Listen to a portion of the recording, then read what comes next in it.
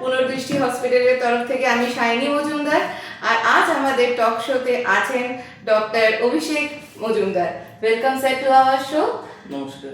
আজকে যখন স্যারকে আমরা পেয়ে গেছি তখন আমরা কিছু গুরুত্বপূর্ণ তথ্য নিয়ে আপনাদের সাথে ডিসকাশন করব। এই সারা মাসটা জুড়ে চলছে স্ট্রেস অ্যাওয়ারনেস ক্যাম্পেইন, তো আমরাও সেই বিষয়ে আপনাদের সাথে কিছু গুরুত্বপূর্ণ বিষয় নিয়ে ডিসকাশন করতে চলেছি আজকে। স্যার, প্রথমেই যেটা আপনার কাছ থেকে জানতে চাইবো, এই যে বিশ্বায়নের যুগে কি পার্সোনাল বলুন বা কি প্রফেশনাল বলুন, সব জায়গায় স্ট্রেসটা একটা বিশাল বড় ইস্যু হয়ে দাঁড়িয়েছে। তো আপনি একজন ডক্টর বা একজন নাগরিক হিসাবে আপনার দৃষ্টিভঙ্গিটা কি এই বিষয়টা নিয়ে? অ্যাকচুয়ালি মানুষের জীবন ধারণের মানের যতই উন্নয়ন হয়েছে, যতই নগরায়ন চারপাশে বেড়ে চলেছে, যেটা অবশ্যই বিশ্বব্যাপী উন্নয়নের একটা বিশেষ ধারা, ততই আমরা দেখতে পেয়েছি যে মানুষ দিন দিন স্ট্রেসে ভুগছে এবং স্ট্রেস দিন দিন বাড়তেই চলেছে।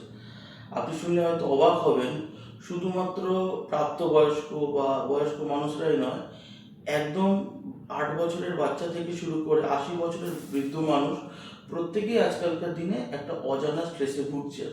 অনেকে হয়তো জানেন, অনেকে হয়তো জানেন না ঠিক মতো। স্যার, এই স্ট্রেসটা কেন হয়, কিসের জন্য, মেইন রিজন কি এই জিনিসটার জন্য? দেখুন, যদি স্ট্রেস কেন হয় কারণটাকে যদি আমরা দুটো সাব ক্যাটাগরিতে ডিভাইড করতে পারি, তাহলে আমরা দেখব নাম্বার 1 হচ্ছে পার্সোনাল স্ট্রেস। পার্সোনাল স্ট্রেসের মধ্যে আমাদের সম্পর্কের টানাপোড়েন আছে, আমাদের অনেক সময় আননেসেসারি হোক বা নেসেসারি হোক এক্সপেকটেশনের একটা চাপ আছে। বাচ্চা ছেলেমেয়েরা অনেক সময়তেই বাবা মায়ের দিক থেকে একটা তাদের প্রত্যাশা পূরণের একটা চাপ নিয়ে থাকেন। আবার অনেক সময় হাজব্যান্ড ওয়াইফের রিলেশনশিপ, সেখানেও একটা একে অপরের প্রতি কমিটমেন্ট, এগুলোকে অনেকে স্ট্রেস বলে আজকালকার দিনে মনে করছেন। প্রফেশনাল লাইফে আজকাল আপনি দেখতে পাচ্ছেন এই যে নতুন যে জেন জি, এনারা আমাদের যে নতুন প্রজন্ম, এনারা অনেক বেশি ওয়ার্ক লাইফ ব্যালেন্সের দিকে সমর্থন এদের আছে। কেননা এনারা মনে করছেন যে কর্মক্ষেত্রে অনেক সময় আননেসেসারি চাপের জন্য এখন আমাদের নতুন প্রজন্ম অনেক সময় অতিরিক্ত টাকা পয়সার থেকে অতিরিক্ত ফ্রিডমকেই বেছে নিচ্ছে, যেটা আমি অবশ্যই বলবো একটা ভালো দিক। আর তার সাথে সাথে এটা তো ঘটনা যে যত দিন গেছে পেশাগত চাপ বেড়েছে, কর্মক্ষেত্রে একটা অতিরিক্ত সময় অনেকে নির্বাহন করতে হচ্ছে, যে কারণে পার্সোনাল লাইফে তারা সময় কম দিতে পারছেন। সুতরাং যেমন আমরা ডায়াবেটিস বা হাইপার টেনশনের ডায়াগনোসিসের ক্ষেত্রে বলি যেগুলো একটা মাল্টিফ্যাক্টরিয়াল ডিজিজ, বর্তমানে স্ট্রেসকেও আমরা ওয়ান কাইন্ড অফ ডিজিজ ধরতে পারি, যেটা মাল্টিফ্যাক্টরিয়াল মানে অনেকগুলো কারণের সমষ্টি। এটাকে কখনোই একটা বা দুটো কারণ দেখিয়ে বলা সম্ভব নয়। এর মেইনলি স্যার আমরা সিমটমগুলো কি দেখে বুঝবো যে আমাদের এই প্রবলেমটা হচ্ছে? হ্যাঁ, স্ট্রেসের প্রধান যেটা সিমটম বা যেটা শুরুর দিকে সিমটম হয়, সেটা হচ্ছে স্ট্রেস হলে আপনি দেখবেন বুকে ধড়ফড় করতে শুরু করছে, বুক ধড়ফড় হচ্ছে। এর পরের স্টেজ হচ্ছে বুকে ব্যথা, বুকে ব্যথা এবং যেটা সিভিয়ার, যে যারা স্ট্রেসে ভোগেন বা যারা ক্রনিক স্ট্রেসে ভোগেন, তাদের অনেক ক্ষেত্রেই প্যানিক অ্যাটাকে ভোগেন। প্যানিক অ্যাটাক মানে এখনই আমার মনে হচ্ছে যে আমি হার্ট ফেল করে দেবো, আমি মরে যাব, আমার আর বেঁচে থাকতে ইচ্ছা করছে না, আমার এখনই শ্বাসকষ্ট শুরু হচ্ছে। অথচ ওই সময় দেখা যাবে আমার বডিতে অক্সিজেনের মাত্রা একদম নর্মাল আছে, কিন্তু সাইকোলজিক্যাল কারণে আমি বুঝতে বাধ্য হচ্ছি যে আমার বডিতে শ্বাসকষ্ট শুরু হয়েছে, অক্সিজেন কমে গেছে, এখনই আমাকে হাসপাতালে ভর্তি হতে হবে। এবং অতিরিক্ত স্ট্রেস বেড়ে গেলে আবার পরবর্তীকালে অনেক ক্ষেত্রে অনেকে সুসাইডের দিকেও এগোচ্ছে।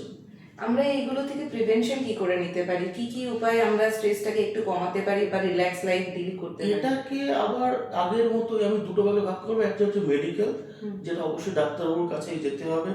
মেডিকেলের মধ্যে এখন বিভিন্ন ধরনের এসএসআরআই এসএনআরআই গ্রুপের অনেক ড্রাগ বেরিয়ে গেছে এবং অবশ্যই তার সাথে ডাক্তারের কাউন্সিলিং করতে হবে।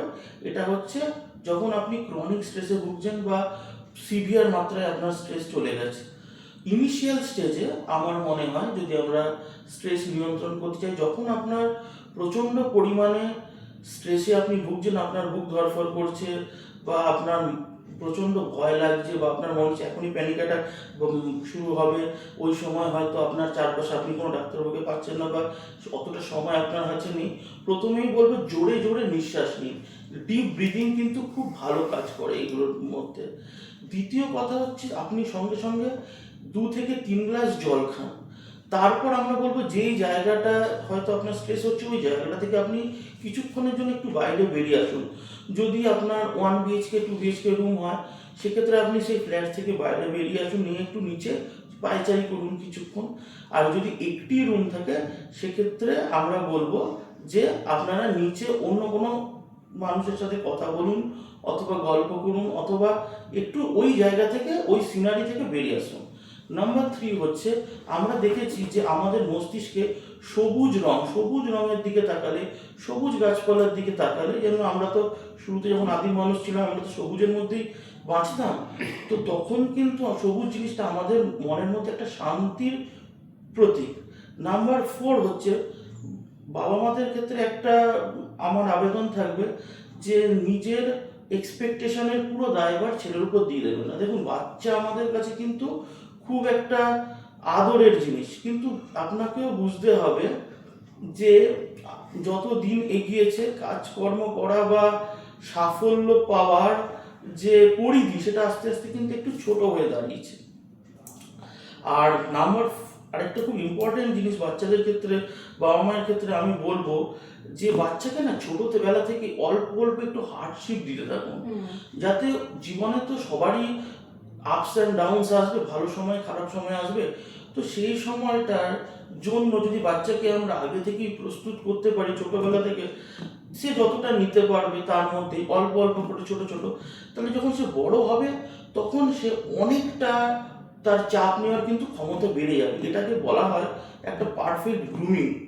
তো প্রত্যেকটা বাবা মায়েরই উচিত, আমরা তো কেউই সারা জীবন বেঁচে থাকবো না, যতদিন আমরা আছি ততদিন আমরা বাচ্চাকে যেন ঠিক মতো করে গ্রুমিং করে এমনভাবে মানুষ করতে পারি যাতে শেষ সময় তারা যেন যখন বড় হবে তখন যেন তারা সেই চাপটাকে ঠিকমতো নিতে পারে, অতিরিক্ত এক্সপেকটেশনে যেন কবলে না পড়ে, এবং তারা যেন অনেক বেশি বাস্তববাদী হতে পারে।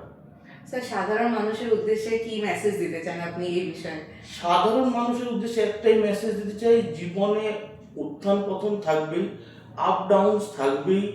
এটাকে যত তাড়াতাড়ি আমরা অ্যাকসেপ্ট করে সামনের দিকে এগিয়ে যেতে পারবো, এবং একটা জিনিস বুঝতে পারবো যে জীবনে যখন দুঃখ আসবে তখন যদি সেটাকে অ্যাকসেপ্ট করে আমরা ওই সময়টা কাটিয়ে দিতে পারি, তাহলে পরবর্তী সময়টা অনেক বেশি সুখের হবে। কেননা খারাপ সময় তো স্ট্রেস আছে।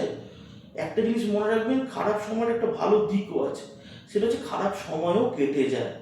তাই ওই সময়ে চুপচাপ থেকে যদি পাশে কারো সাহায্য না পান, একটা জিনিস মনে রাখবেন যে এই সময়টাও কেটে যাবে, অ্যান্ড আপনার টাইম আয়েগা। নমস্কার। Thank you so much sir, এত গুরুত্বপূর্ণ তথ্য আমাদের সাথে শেয়ার করার জন্য। আশা করি আপনাদেরও এই বিষয়ে নিয়ে ডিসকাশন শুনে খুব ভালো লেগেছে।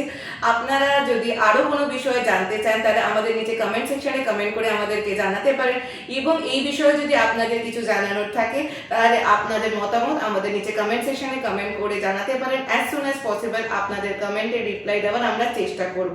প্রত্যেক শনিবার আমরা এই টক শো নিয়ে আপনাদের সামনে আসব। তার জন্য আপনাদের আমাদের ইউটিউব পেজ এবং ফেসবুক ইনস্টাগ্রাম পেজ ফলো করতে হবে, যার লিঙ্ক আমি নিচে কমেন্ট সেকশনে আপনাদের জন্য দিয়ে দেবো। আপনারা যদি অন্য কোনো বিষয় জানতে চান সেই মতামত আমরা দেবেন, সেই বিষয় নিয়ে আমরা নেক্সট টপিকে আপনাদের সাথে ডিসকাস করব। আজকের মতো এখানেই বিদায় নিচ্ছি, আবার দেখা হবে খুব জলদি নেক্সট ভিডিও নিয়ে। সুস্থ থাকুন, ভালো থাকুন, আর আমাদের পেজ ফলো করতে থাকুন। ধন্যবাদ।